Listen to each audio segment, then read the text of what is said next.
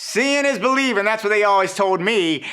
But if you're using View Assist on the Canon R5, is it?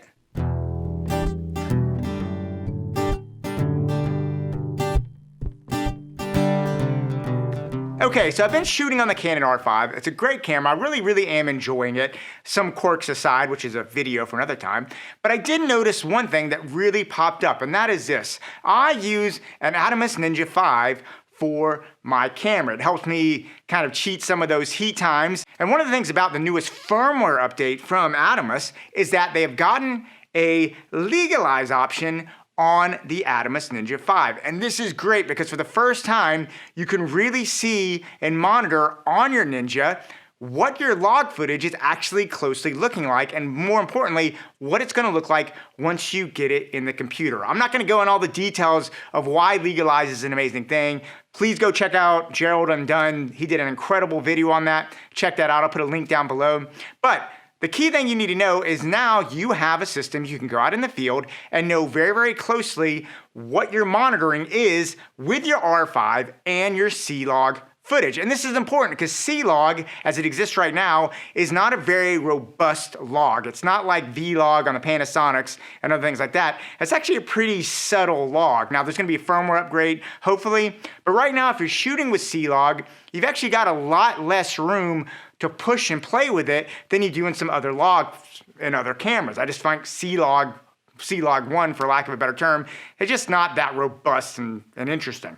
So because of that, it becomes more critical than ever that you expose as close as you can in your camera to get you a good grade once you go down there. And for me, I'm really picky about my grading. I tend to be one of those guys that likes to push the camera close to the breaking point, and because of that, I want to know when I'm exposing on set, I'm getting as close as I can. And when I was out shooting, I did notice a difference between what my Atomos was showing me and the viewfinder on my Canon R5, and more importantly, the back screen. Both the viewfinder and the back screen were showing me some slight differences. So what I wanted to do is actually want to do a test to see the difference between the Canon R5's viewfinder and the Atomos Ninja V. And there's a reason that I did this, and that's this. A lot of you out there are using these Canon R5s without a Ninja attached to it. It's a run and gun camera. It's designed for that. And a lot of you are just relying on that screen on the back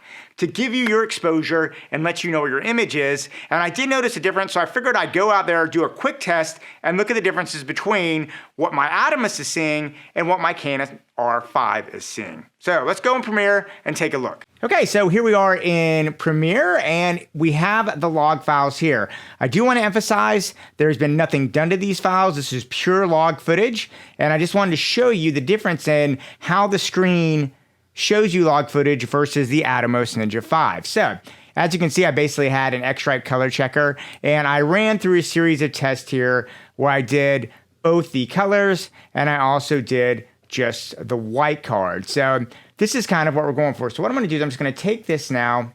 Presto, there we are. We got some scopes.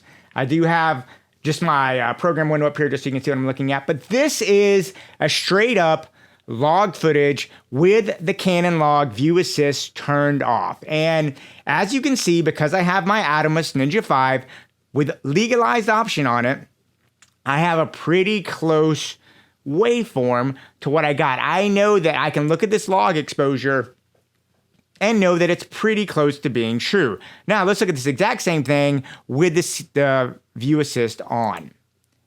And you can immediately see the difference there in our waveform. Now, this isn't that surprising. The whole point of the View Assist is to increase contrast and help us with focusing and just make the picture more pleasing. And you can really see that here. You can really see our highlights and our shadows really boost up and down. You can really see this mid-tone region, especially in the lower areas, really getting stretched. And while this is good for helping us, this can greatly affect us with our exposure, especially for one of those people that likes to really walk on the knife edge of getting that exposure exactly right in camera to the best of your ability.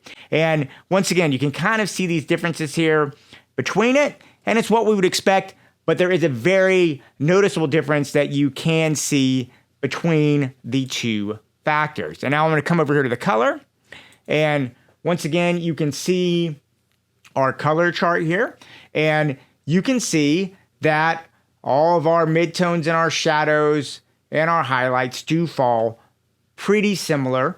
There is some differences, which is to be expected, but I think that's pretty close for what we need to do. But when I cut on the view assist, now you can really see that waveform get stretched out. And really what we're starting to see here, and remember guys, this is a log with nothing really applied to it. And you can really start to see some of our shadow details. We're starting to get down there, push down the clips. And this could affect you if you're trying to expose for certain ways. The other thing some people may ask is, if I come back here to my white card, is could I compensate the screen brightness of the R5 to try and match it up? And so I want to show you, this is the default screen brightness of the Canon R5.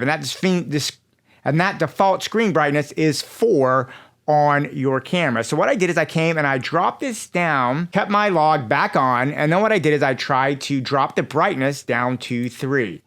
And you can see that really makes a difference in your exposure, and it's not going to get you, if you're trying to expose by eye off the back of the Canon R5, that's going to really affect what you perceive that exposure to be. So this is something really, really to go. You can see that's the brightness level of 3, and that's a brightness level of 4 with the view assist on. And if you want to see what it looks like with 5, just putting it up, boy, that's 5. You can really, really see how it goes up. So honestly, based on the legalized versions of Atomos using on your Ninja, your screen brightness really does need to be in the center just to give you the best idea of what your exposure is going to be. Now, if you're in a bright sunny day and you need to crank it up just to have an idea of what you're doing, but I just wanted to come in the computer and actually show you on the screen with the waveforms, the difference in how your Canon R5 is displaying that log versus your Atomos Ninja 5 and how that is displaying the log.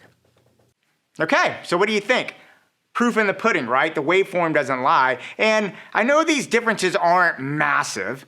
They're not earth-shattering, but they are definitely there. And it's one of those things that if you are really pushing your grade, or if you're in a situation where maybe you're in a dark environment or you have something like that, and it's a matter of getting that critical exposure, that could affect it. And it's just something I think you would like to know as you do it. My advice would be the view assist is great. I would still use it. I still use it all the time. However, one thing I've learned just from using the Canon R5 is that when I need that critical exposure, I will cut off the view assist, make sure I nail that critical exposure, and then I'll cut it back on for, just to make sure I got the focus, or I want to make sure I kind of get an idea what the LUT's going. So I think the view assist is one of those things, a lot of us just kind of cut it on and leave it there. I personally wouldn't recommend that. But anyway, that's just one thing I noticed. I hope that helped you as you go out there. So go out there, keep on shooting. Let me know what you think, and I'll talk to you soon.